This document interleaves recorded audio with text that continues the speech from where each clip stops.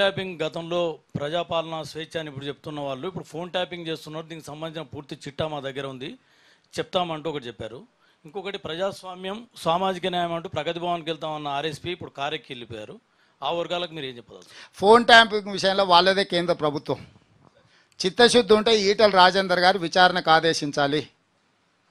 మా ప్రభుత్వానికి అగత్యం లేదు. ఆల్రెడీ ఫోన్ ట్యాపింగ్లు చేసిన వాళ్ళు ఏడున్నారో మీరు చూసిర్రు. చిల్లర మల్లర ఆరోపణల ద్వారా ఈటల రాజేందర్ గారు ఎలాంటి ప్రచారాన్ని పొందరు. టీవీలలో స్క్రోలింగ్లు వస్తాయేమో కానీ దానివల్ల ఏం ప్రయోజనం ఉండదు. మీదే ప్రభుత్వం ఉంది, మీ ప్రధానమంత్రి ఉన్నాడు, మీరు విచారణకు ఆదేశించండి ఫోన్ ట్యాపింగ్లు ఏమన్నా ఉంటే. అంటే నిన్న వాళ్ళ దగ్గర మిత్రుడు కరీంనగర్లో 7 కోట్లు పట్టుకున్నారు కదా, అదేమన్నా గత ప్రభుత్వం లేక ఫోన్ ట్యాపింగ్ పట్టుకున్నామని ఏమన్నా వారు అనుకుంటున్నారేమో. అట్లా లేదు. ఆడున్నోళ్ళే నగదు ఉందని చెప్పారు, పోలీసులు పోయి పట్టుకున్నారు. రెండవది ఇంకేదో ఆర్ఎస్ ప్రవీణ్ గారా, మంచి మిత్రుడు, సామాజిక స్పృహ బాధ్యత ఉన్నవాడు. అప్పుడప్పుడు కొన్ని కేసీఆర్ని అందుకే మీకు పాతకాలంలో రాక్షసుడు ఉంటాడు, ఎదురుగా యుద్ధం చేయడానికి పోతే సగం బలం గుంజుకుంటాడని. ఎవరు వాలా కేసీఆర్ కూడా అట్లాంటోడు, ఎంత తెలివి కల్లోడని ఎదురుగా పోతే సగం తెలివి గుంజుకుంటాడు.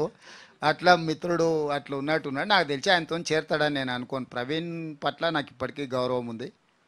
ఒక సామాజిక బాధ్యత ఉండి ప్రజల కోసం తన ఇంపార్టెంట్ పోస్ట్ అంటే తన డీజీపీ అయ్యి ఉండేవాడు సర్వీస్లో ఉంటే. మొన్న కూడా నేను పబ్లిక్ సర్వీస్ కమిషన్ చైర్మన్గా వారికి ఆఫర్ ఇచ్చిన. ఎందుకంటే 2 లక్షల మంది నిరుద్యోగ యువకులకు ఒక మంచి రిక్రూట్మెంట్ బోర్డు ఉండాలని తెలంగాణ పబ్లిక్ సర్వీస్ కమిషన్ చైర్మన్గా వారిని 15 డేస్ అసలు డిలే అవ్వడానికి నేను ప్రవీణ్ గారిని రిక్వెస్ట్ చేసిన. వారు ఉంటే మంచిగా ఉంటుంది, బాగుంటుందని. వారు అది కూడా తిరస్కరించారు. లేదు, నాకు ఇంకా పెద్ద బాధ్యత ఉన్నది, సమాజంలో నేను చేయాల్సిన పని ఉంది అని వారు. సో మరి ఈరోజు ఒకవేళ వారు కేసీఆర్తో చేరుతున్నారంటే ఇంకా వారే తెలంగాణ సమాజానికి జవాబు చెప్పాలి. ఇంకా నేను కామెంట్ చేయడానికి కూడా ఏం లేదు, ఎందుకంటే వారి పట్ల మన్నున్న గౌరవం ఈరోజు కూడా నాకుంది. నెక్స్ట్ మీరు నిజాం పాలన గురించి మాట్లాడారు. మరి ఉమా పేరు చెప్పలేదు. Sorry I'm Uma Sudheer, I'm with NDTV news channel. మీరు నిజాం పాలన గురించి మాట్లాడారు and you spoke about కాజిం Rizvi. Who is the present day కాజిం Rizvi? Really do want that name? Mr. Prabhakar Rao. Oh.